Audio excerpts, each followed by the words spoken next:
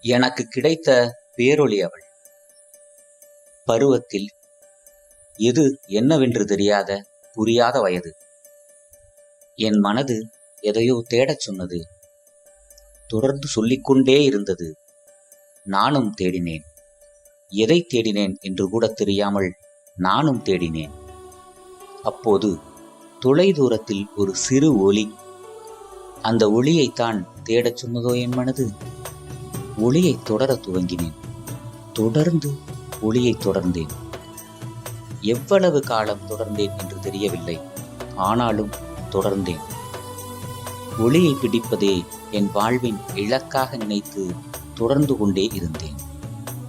உடல் வலியுடன் அல்ல, மன வலியுடன் தொடர்ந்தேன்.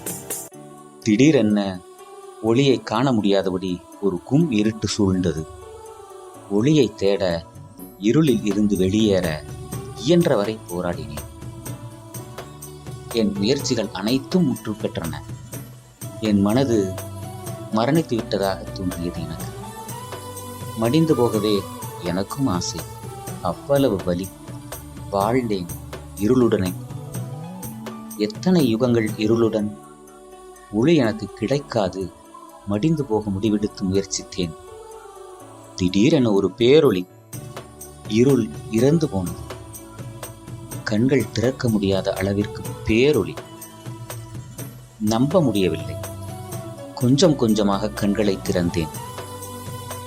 கண்முன்னே தெரிந்த அந்த பேரொளி நான் பிடித்துவிட ஓடிய அந்த ஒளி. அவளாக வந்து நின்றாள்.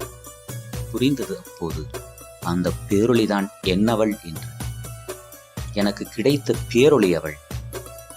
என் மனதும் மரணத்தை தாண்டி மீண்டு வந்தது.